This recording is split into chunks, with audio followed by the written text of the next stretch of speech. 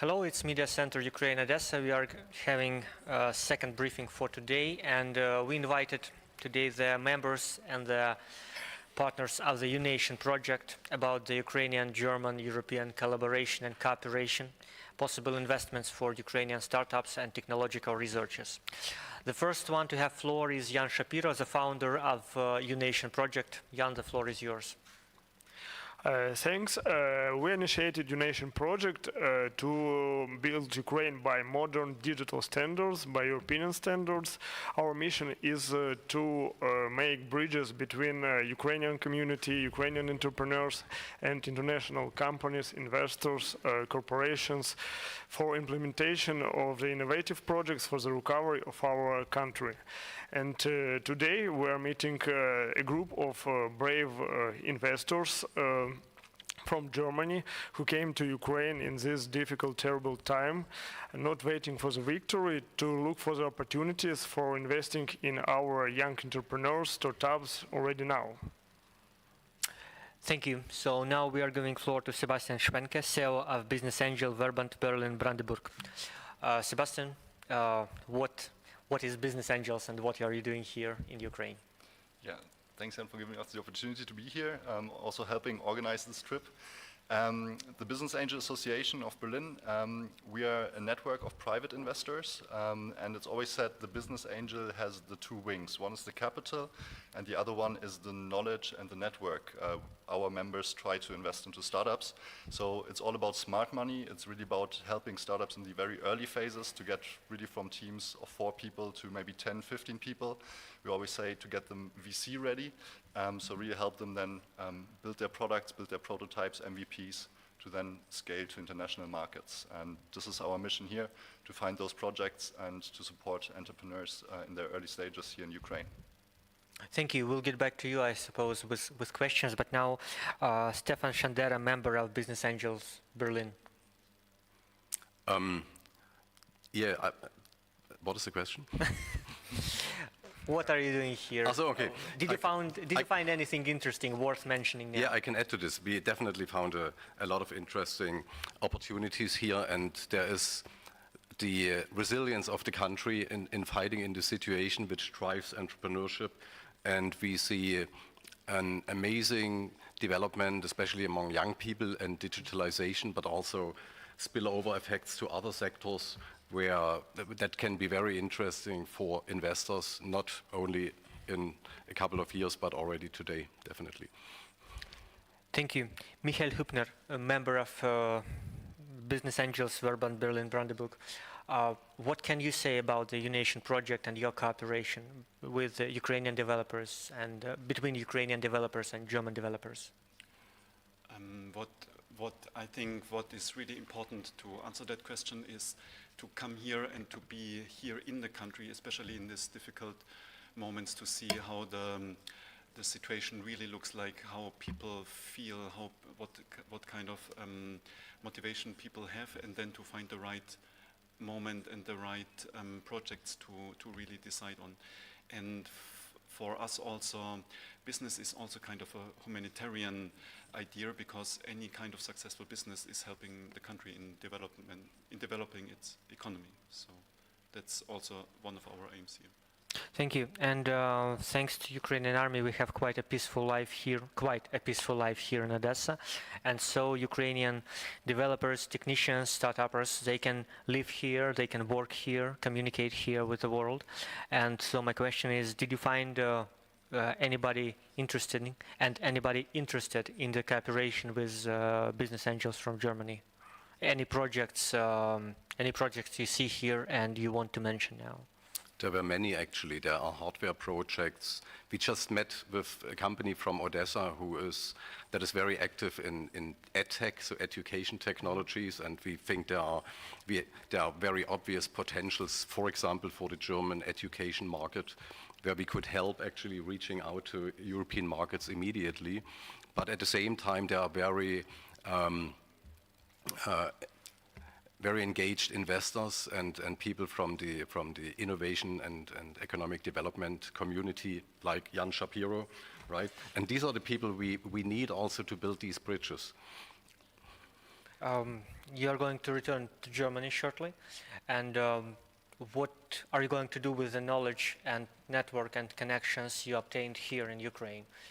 Is it going to be some business forum, startup forum, any connection? I mean, what is the result of you taking part here in Ukrainian event? Yeah, I think we're not so much about talking.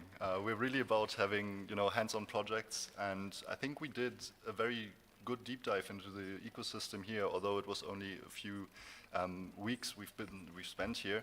And I think we already figured out a few startup projects which could be worthwhile, and really looking forward to investing into those and not really building conferences, not really building a huge platform, nothing too theoretical, but really, getting into doing. Because us as business angels, we learned back in Germany, you really need to do some deals, you really need to engage, and you learn much more than just bringing people together and talking.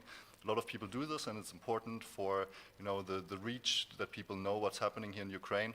But we really believe that really hands-on, getting our hands dirty here in the market, and collaborate with startup founders, with aggregators like Jan, would be the much better way to really help. What we have seen is a lot of startups actually quite often take the move to going abroad, like to the US. It's very common. We would like to encourage people to also stay here, right? We do not see our role in investing in Ukrainian startups and taking them to Germany. That's not what we want. So it's more about keeping them here. And at the same time, you have investors in Germany who are interested in helping rebuilding the country. There's a momentum, a strong momentum, but it's a black box for many. Many people do not really know what is going on in this particular area in Germany. So our mission is very much to collect information, to talk to people, and then taking these information back and telling the story and telling about the pros and cons. So when you would ask about the objective, that's the main objective for us now. I got a question sent online from my colleague, and he asks whether did you or any other German investors, business angels, had such experience of networking, connecting, working together in the conditions of full-scale war? Did you have some experience like that before? Luckily, and that's a unique situation for us as well, and that's why we saw it important to come here and see what is really the situation and to speak with people here, and we get a lot of really positive feedback also that it is important to come here. And we saw that it's also safe in a way to come here if you observe certain rules. And so we were welcomed here with a lot of really overwhelming sympathy, kind of, which gave us a lot of strength also to follow this path, to be really here to network, to get to know people, because in the end it's all about people working together, and we need to get to know each other. To answer your question, Michael has been an investor in Ukraine. He has invested in Kharkov in an IT company, and this was after 2014. And we understand that the war actually started not in 2022, but in 2014. So this might answer your question. Michael, you mentioned something interesting personally for me in the beginning, that business coming here has some humanitarian aims and some humanitarian tasks to do, supporting people. And did you meet such position, such point of view from Ukrainian businessmen and Ukrainian startups who work here, the same understanding of business? That's a really good question. I think not as much as we maybe think about it. But also, I think it's not a question, for you it's about surviving, for you it's about resilience, for you it's about reconstruction. And then I think what I see here is that there is a big kind of bond of people, there is community, and I think you don't even ask yourself the question as we would do, like motivating German investors is different than motivating Ukrainian business people.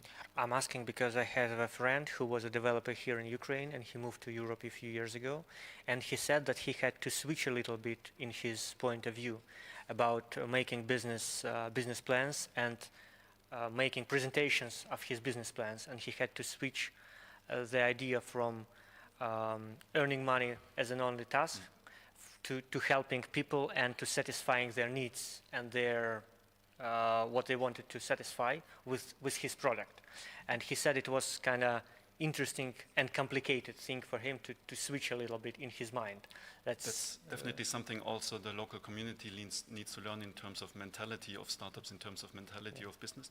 That of course there is differences in mentality, but that's how we need to start to cooperate and to start to meet, to get to know each other, to discover that. Jan, the question to you, are you going to go to Germany possibly, or your friends from Germany are going to do the same actually as representatives of business angels in Berlin did here? We already made 4 events, and 3 of them were abroad. The first one was in Berlin, and Stefan was our speaker in the panel discussion there. And also we made events in Amsterdam and Paris. And after that, we're bringing some results to Odessa conference. And because we really understand that to inspire our local community, we need to show them some results. We need to bring some foreign representatives, investors, and to convince them that really European countries, European investors are ready to support us now, but we need to prove them that we have some projects, and we already represented some projects in Europe. This is our mission, not just to launch our own startup accelerator, but also to represent our partners' projects and together, because just together, when we made the idea of creating Ukraine by the modern standards, we'll take a national idea in our minds, we will succeed. And also I have a question to our German colleagues. What do you think what our Ukrainian entrepreneurs and community need to change in their mind to partnership with European companies, investors? What rules they need to follow for these collaborations? Yeah, maybe let me start on that.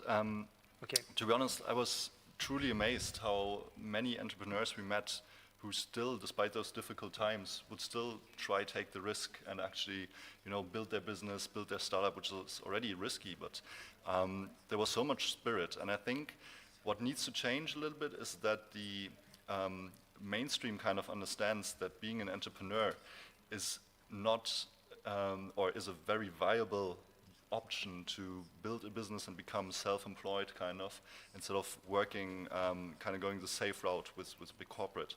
And also what was mentioned, kind of the mindset that it's not only about the money, but we feel like if you have strong values and you see a real problem, build a good solution and pursue it with some values where you can really, help people to solve their problems, this is where the money comes automatically. And I think in some parts, some people are a little bit too focused on the quick returns. But in my opinion, you have a very solid basis here, and I can only encourage everyone here in Ukraine to either become active as an angel investor and kind of support those small-scale businesses, those startups who might become the market leaders, the global leaders of in 5 to 10 years, but also for every student, for everyone who thinks about building a business, go for it, take the risk, it will be worthwhile, because this innovation is what, in my opinion, Ukraine and many countries in the world really need to prosper in the future. Thanks for so positive predictions. I think I have a question to you, Stefan, and your colleagues. You mentioned that your aim was not to take entrepreneurs and technicians from here to Germany, but to help them stay here. Yep. And did you see that people here support actually such point of view at that conference, or they are looking for a way to go abroad actually, Germany, to Europe, to States, to Canada, to Israel, anywhere actually? Did you see that there is some decent quantity of people who actually are ready to stay and work here? For sure, we did not do some kind of empiric analysis, right? But there is a difference between people who do business driven by opportunity versus people who do business driven by necessity, for sure. And if you take this group who is doing this by necessity, there might be more of a migration drive, right? The people we met, almost all of them, they were actually driven by opportunity. They said, we have a limited market, there are other opportunities in other places, so we might register the business there. But at the end, it's more like open a branch in a foreign country for whatever reason. It's not moving the business and migrating themselves. So I would definitely see there was a concern about this among people, but in terms of our mission and what we would like to achieve. But I would definitely not say that there was a strong motivation of people to migrate. You mentioned some educational startup which may be capable of going to German market, possibly. Yeah. I hope they will succeed. Can you possibly name a few more ideas and startups you've met here, maybe without titles or with titles, if you can, just to give a general impression of what is developing? I'm asking because our previous briefing was a briefing with the head of startup. It's not accelerator, it's more like initiative.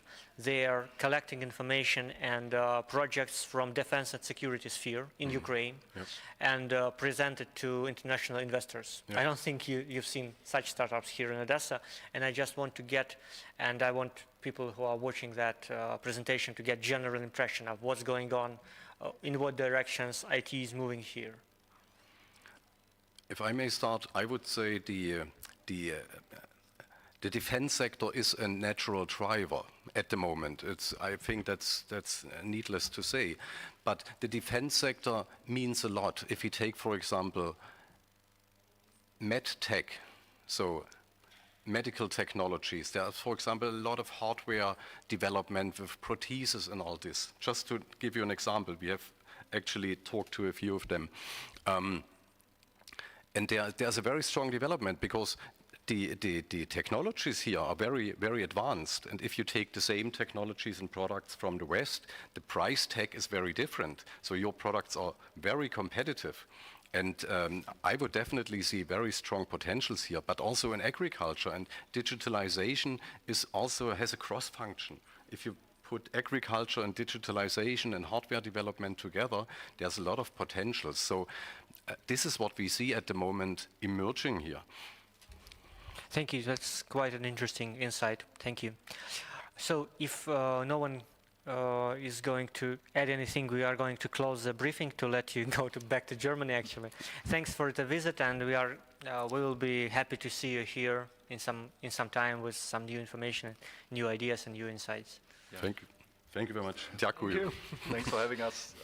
It's been a pleasure here. The people were really, really friendly, and I really hope to inspire some people from here also to support this mission. And we'll definitely be back. And we hope to start something really great here to help rebuild Ukraine, cooperate together, and really foster the connection between Central Europe and Ukraine.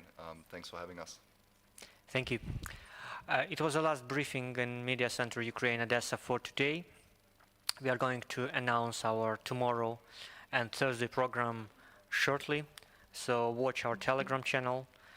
Contact us if you are interested in any topics we are raising here on the floor, and stay with us.